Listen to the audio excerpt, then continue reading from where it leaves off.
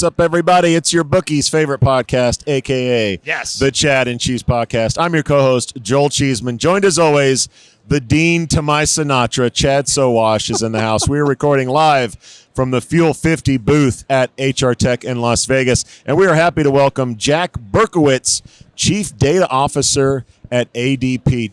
Jack, a lot of our listeners know ADP, but they do not know Jack Berkowitz. Let us know what makes Jack tick. Get into data. It's my job. So I kind of do three things at ADP.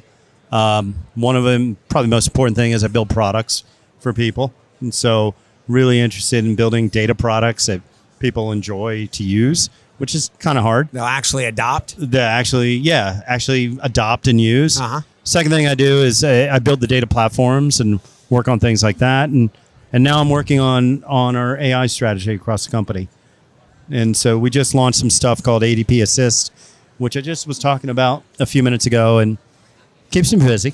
Yeah. So many consumers are split, in my experience, in two groups. One that wants infographics and pictures to tell a story, and the others who want unlimited spreadsheets to geek out on frame column after. So how do you balance those two markets? Well, they're not really even different markets, and particularly with the new technology, it's more of a continuum, right? So think about it this way. I could sit down and I can ask the system to give me an answer, or I could then easily pivot into the exploration and then pivot back. It used to be two markets, in fact, two totally different groups, but what we're seeing now in the technology is going to be a continuum. You know, like basically go across the surface and dive in. Go across the surface and dive in. Gotcha. And I think that's going to be an interesting thing, not just for HR people, but for operational people that have HR concerns. You know, I have several hundred people that work for me. I have more HR concerns than my HR team does. And how will generative AI play into that? So if you look at the travel industry, Expedia is building tools, Google, et cetera, like, hey, plan a trip for me to Greece between these days, find me the cheapest hotel. Are we going to be able to do that with data on the employment side as well? Yeah, I mean, we just did this example the other day. You know, show me people affected by the new 401k rules. Send them a message, let them know that their deductions are going to go up. Tell you what, make it more personal. Don't make it sound like corporate America. Make it something personal so that they understand it. Give them some indications. So that'll be the type of experience that we give. It won't maybe be as exciting as a trip, but you know, again, it'll help people get their job done and let HR people get back to being HR people as opposed to being clerks, right? Let's geek out a little bit real quick. Let's go back to the days when big data was like the hot topic, right? Big data, but at some point, all of that data, we didn't have the processing power to actually dig into. Are we finally there with GPUs, AI, all these different acronyms now that we have around data and tech? Are we finally there where we can dig into that massive amount of data and actually make it mean something? Yeah, I think we're close, right? You hit it on the last part. The processing needed to be there and everything else, but it's the meaning. Like, what does that data mean? Because otherwise, you just had it sitting there and you had to do something with it. You had to spend hours and hours putting meaning on top of it. Trying to contextualize it. Even, you know, that example of a contribution plan. What's a contribution plan? Yeah. You and I know what it is. Computer doesn't know what it is. Right. And so technology is coming together now so that computer actually knows what a contribution plan is. Oh, you're talking about a 401k or a 403b? Oh, I meant a 403b. Oh, okay. Here's the columns in this database associated with a 403b. Gotcha. I can start to bring it out. So it's the processing, but it's also this ability to drape the meaning across things in the context that you and I have as opposed to a computer. Gotcha. We talked a little bit about the HR side. We have a lot of recruiters listen to the show, a lot of TA professionals. Are you working on data points where I can say, you know, find me a PHP developer in English speaking, X amount of experience? Is that kind of recruiting process happening at ADP as well in terms of what you guys are building out? Yes. So one of the things that we really focused on past couple of years was using all the data that flows through our systems to build a skills graph. And that skills graph, I mean, they were talking about it on stage earlier, but that skills graph is 100% data driven. Yeah. And so it's just based on the people, the licensing, certifications, things like that. And our ability to ask that question now is spot on. I can even ask, tell you what, find me people that help me balance my DE&I program out. Find me people that give me coverage for the customers I have. So I can, here's where my customers are. Help me find people that can cover those customers. Yeah. Right? If it's, within, so the system can automatically say, well, okay, within 50 miles. It knows that. I don't have to tell it. It would just know these things. And so we're working on all that Sounds stuff. like a very right now. unbiased way of finding people. Talk about that and how you're trying to, just data. Yeah, so actually... It's only when the people get involved that gets messed up. Exactly. So that's pretty funny. We started the skills-based hiring because of DE&I and all the things about 3 years ago. Uh-huh. And so since that time now, we can tell you not only about the skills, we can tell you what the skills add to somebody's paycheck. So what happens if a nurse gets a new license? I can tell you that she's going to make another $5,230. Now, is that something that you can actually display to the employee so that they could actually see career pathing wise? Yeah, exactly. So we're doing both of those. We're giving it to the recruiter, but or the manager, but we're also giving it to the employee. So the employee understands when they're taking training, what's the benefit to them? Right. It's great as a benefit to the company. Yeah. Right. But that relationship between employee and company is transitioning.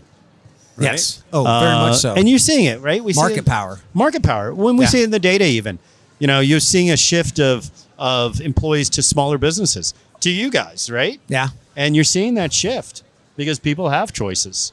And we want to create that environment so that the employee and the employer have a balance in that. Well, in that case, we're seeing a ton of turnover. Attrition is ridiculous. Amazon was at $8 billion in attrition that impacted the bottom line. Are companies finally focusing on internal and retention and being able to push people up through the ranks and being able to provide the internal opportunities today? Yeah, yes, tech vendors, we're building tools for them, right? But we're actually seeing the companies do it. Well, that's the thing, is the adoption piece, right? Yeah. So the nice thing for us is we got 1 million clients, so we can actually see the impact of all this stuff happening across the population. 1 million clients. 1 million clients. That's scale. What a tough problem to have. Yeah. I mean, just the data, though. Think about the amount of data. Yeah, and exactly, and we can see.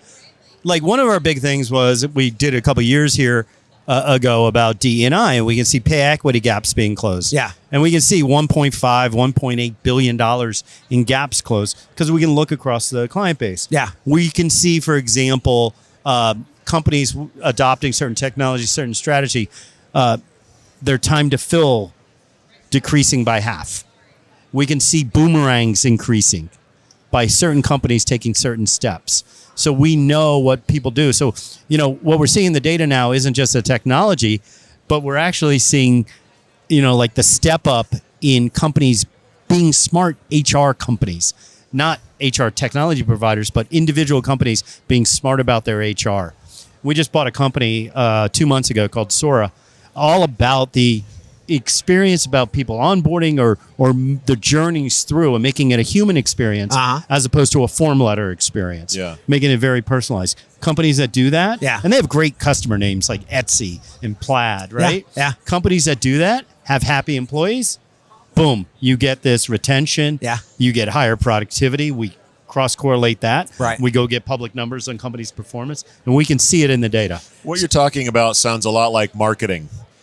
Are you having conversations with companies' marketing departments? Are recruitment ad agencies looking at the data differently in terms of these questions around retention and better marketing to these folks? Talk about the bridge that the data can take to marketing and what kind of questions companies should be asking. I don't know that we're having enough conversations like that yet, but you're spot on as to where we all need to go, right?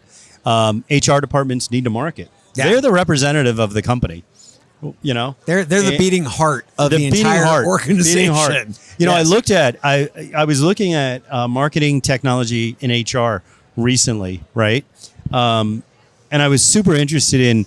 There's a company, PandoLogic, out there, right? And so Terry Baker was the CEO. I got to know him really well. Yep.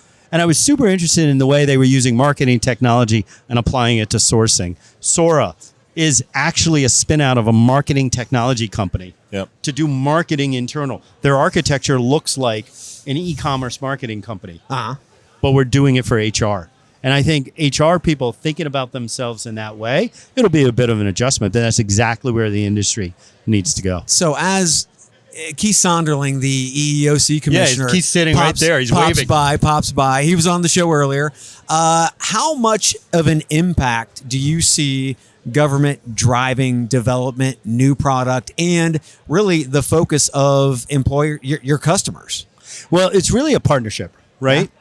I think the best thing, and it's great to see Keith because it's on my mind. He can't quit us, by the way. Yeah, he can't quit us. He just can't quit. But you know, it's that partnership between, you know, the regulators of the government for doing what's right for people.